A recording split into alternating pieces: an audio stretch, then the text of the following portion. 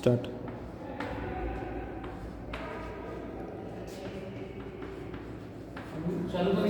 चालू कर रही है। So hey, good afternoon everyone. This is R.K. Verma, Advanced Mathematics, and you know the exams are coming nearer, and you need to concentrate more on your mathematics topic. So today, a general discussion will be done on a topic that has been suggested from our research work. That is a Cauchy-Riemann equation. What is Cauchy-Riemann equation?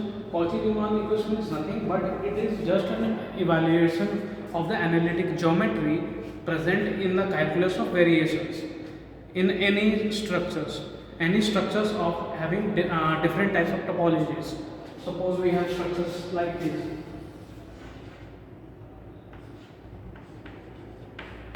We have structures like this, and we have some point here that is Z0 in this plane. Again we have structures like this, Z of x, it has some point called ZA in here, and we know that if this is a surface,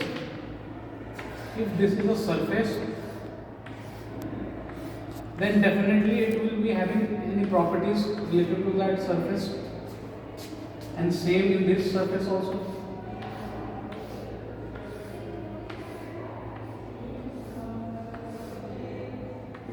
Okay, so let us suppose that this space is S1 and this space is S2. So these all two spaces are in vector spaces.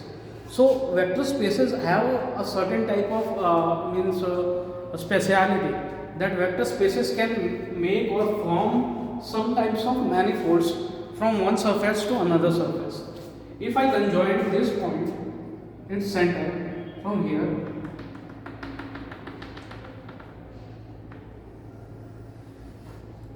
so what we get? We got a relation in this.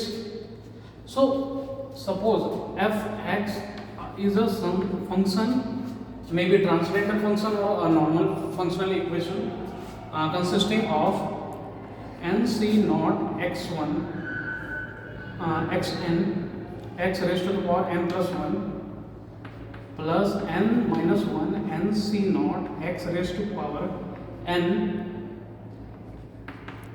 plus xn plus 1. Okay, this is another equation of this set of space function, that is Lx is equal to n minus 1 c naught xn 2n plus 1 plus L plus 1 c naught x raised to the power 2n minus 1. Okay, this is one set of equation of this plane. Now we have to say that each point here, each point in this plane is a set which is well defined in this domain. If this domain is y and x is the variations or x is the type of elements present in this, it is propagating a type of operation consisting of linear operation of addition, multiplication, subtraction of basic algebra, as well as variation that is seen in the calculus. So it is forming that relation. So let us give it a function f, in which the x is the operator. So these operators are just managing the integrity of whole surface. Suppose it is an epithelial surface of human body. Then each defined points in this can be considered as the notion of nucleus. So it is having a definite properties of metabolism and pathology. So that could be also be transferred to another cells having the same type of integrity, or maybe having different types of integrity in this domain. So those domains, all the domains present here and here can be transferable. So transferable means what? That they can form invertibility. They can form invertibility, as well as if one of the signal is going from here, suppose ATP signal is going on, ATPase Na plus signal is going on here, some type of metabolic cycles in kidneys. So it is referring from one state to another state. Okay, and we know that there is a autocrine signaling in the kidneys or the specific cells from one cell to another cell. Thus, the various selective types of transportation of ions, minerals, and pathological phenomena with them are traveled through this route only, ATPase and Na+. And you can add any channels into that. And then we have in between the receptor, and then we have enzymes and substrate. So they are also playing a wide role in that. So what do you mean by invertibility here? Invertibility means what? That F inverse X is having f of x. That means what? dy by dx is equal to fx. तो rate of change. Hello sir, sir हम sir 305 में ही हैं sir. हाँ sir, lab में ही आ जाता है। हाँ, start.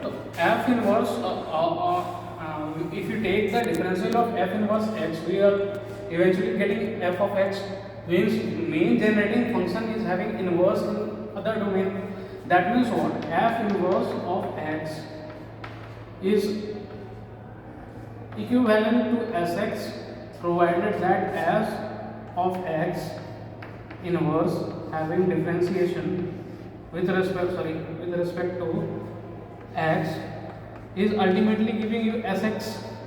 So these are relational, these two are relational from both the aspect. Okay, so I have generalized this equation in a series.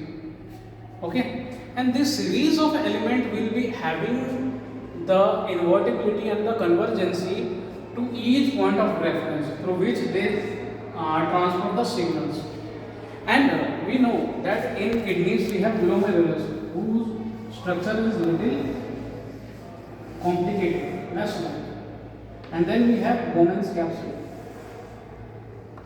Okay, so whatever will be the network of solute ion transport and selective reabsorption in the cage of podocytes, we are going to initiate the process of reabsorption.